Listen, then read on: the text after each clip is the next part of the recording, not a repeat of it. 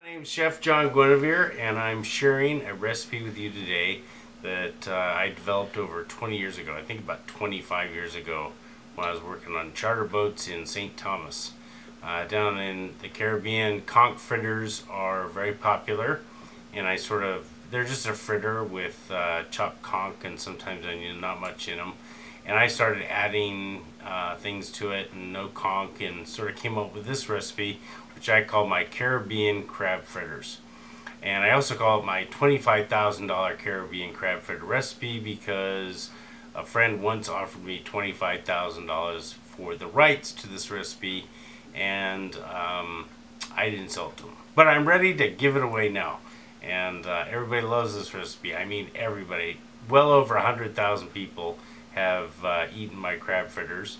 I sold them at fairs. I've done it for catering. I've done it for parties of my own. Everybody on boats, everybody just loves these damn crab fritters. They're easy to make.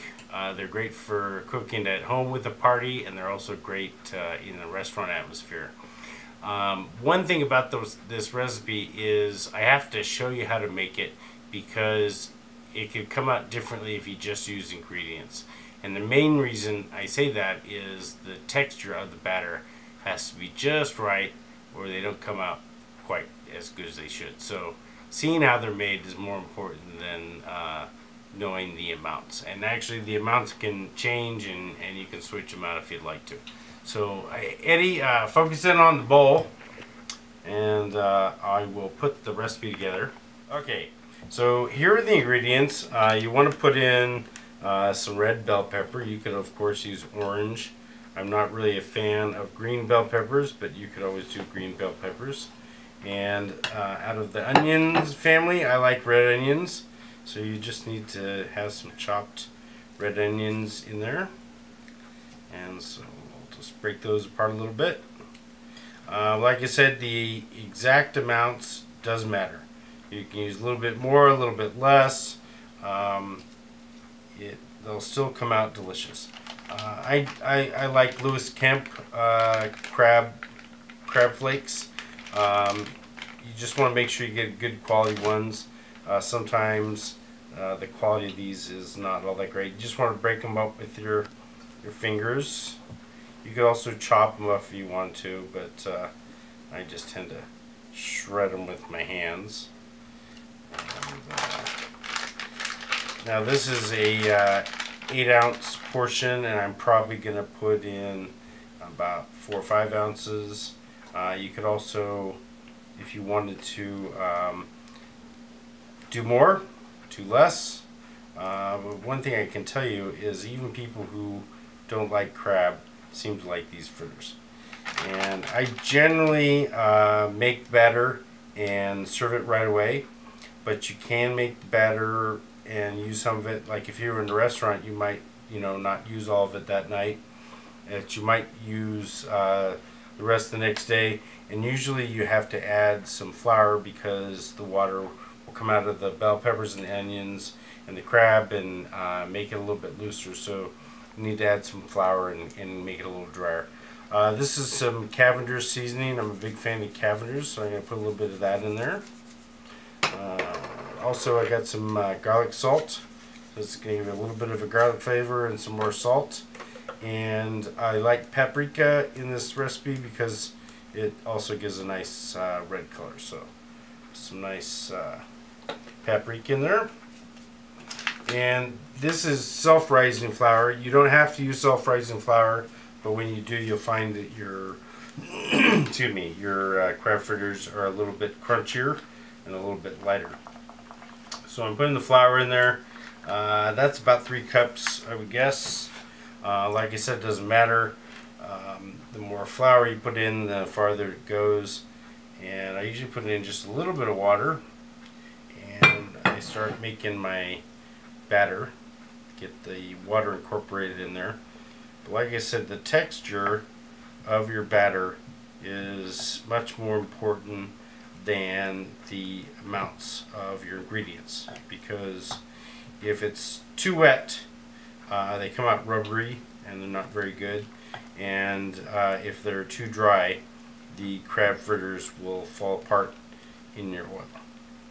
And meanwhile, behind me I have the stove is heating up the oil, and the oil is ready to go. A good way to test your oil is to use the bottom of a chopstick, and if bubbles are coming out of the chopstick, then you know your oil is hot enough.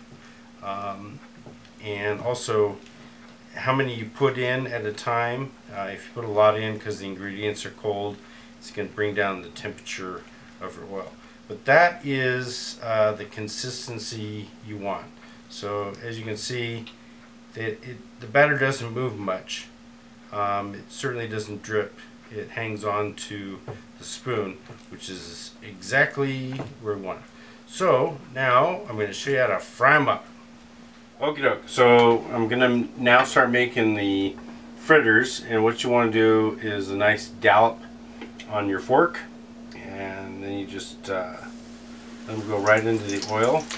This oil is pretty hot, so I can really load it up because the temperature of the oil is not going to drop, and they're going to keep frying. This oil might be just a tad on the warm side, but it sat here a little bit while I was talking to you, sharing the recipe. So since they're cooking pretty quickly, what I'm going to do is start flipping them over right away. And another thing you can do is just keep on loading them up, because they don't really stick after the first second they're cooking. And I'm going to flip these over. You can see they're already turning a nice golden color, and that's what you want to look for. Nice golden brown on these. Now I have made these and frozen them after I've cooked them, and then reheated them in the oven, and they do not come out well at all. So don't bother. But what they do well is if you freeze the batter, you can defrost the batter and make them. One thing about doing that though, the batter tends to also get a little bit damp, and you usually have to add a little bit more flour to it. So that's one thing to keep in mind. And also if you're doing a catering job or in the restaurant, I usually just put a batch, I divide it into a bunch of Ziploc bags, and then just pull out the Ziploc bags and right out of the bag into the oil. These do work well in a deep fryer because the deep fryers, it doesn't stick to the cage on the deep fryer. And you can sell these, you know, a batch of this would be enough for 2 people. People wouldn't have any qualms about paying $6 to $8, and the food cost on this batch is probably around $1, so you really can't beat the food costs. So I'm gonna actually turn up my temperature a little bit because it will cool down with those in there. This one's getting pretty close to where I want it. It's sort of thick, so we want to make sure it has enough time to cook all the way through. And I serve these with a honey mustard sauce, which I'm going to show you how I make. It's super simple.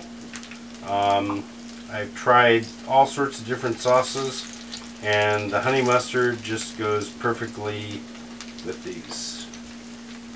Just made for Caribbean crab fritters. So this one, almost where I want it.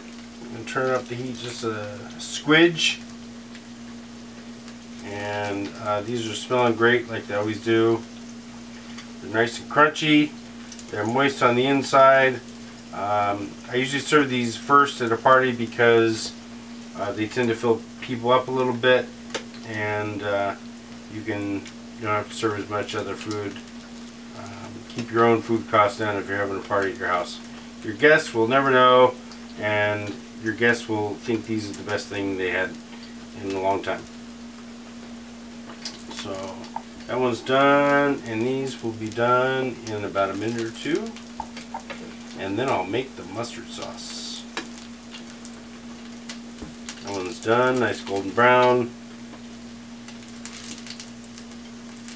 And There's all sorts of different grades of imitation crab. Some brands actually use a little bit of snow crab in theirs. So if you have these on your restaurant menu and you want to say crab fritters and not be liars, I get the crab surimi that has real crab in it. So you're not fibbing. We'll get called on it. And each one's a little bit different looking, and that's sort of the nice thing about them. Obviously they're homemade and not out of a frozen box, which everybody appreciates. And almost done here. Just get a couple more. Let's fish these up. The nice thing is the onions and the bell peppers, they caramelize while they're in the oil. They have a nice flavor. And I'm going to pull the rest of these out. Turn off my oil. While those are cooling, I'm going to make my mustard sauce. Okie doke, so here's the sauce. It's just sweet mustard sauce. And like I said, I've tried all sorts of different sauces, but these just go really well. The sauce goes really well with the crab fritters. This is French's mustard. You could use some Grey Poupon. You could use some spicy Chinese mustard. Always have some mustard in there. And you want to add enough honey so that the sauce is sweet. So just gonna mix that up.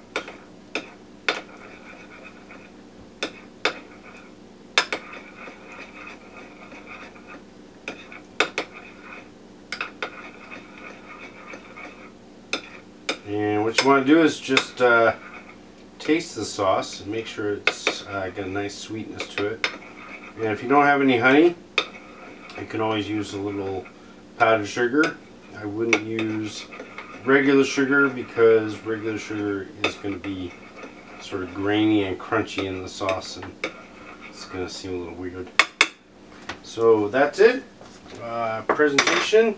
So your hot crab fritters are on it, and there you go. So that's my Caribbean crab fritter recipe. If you really like it and you want to make a donation to my kids' future, any donation, whether it's $5 or if you're a restaurant, maybe you should give me like $50 since you're going to make so much money off these. Send it to crabfritters@gmail.com using PayPal. So just go into your PayPal account and send a few bucks for my daughter's future. Thank you very much. Enjoy the recipe.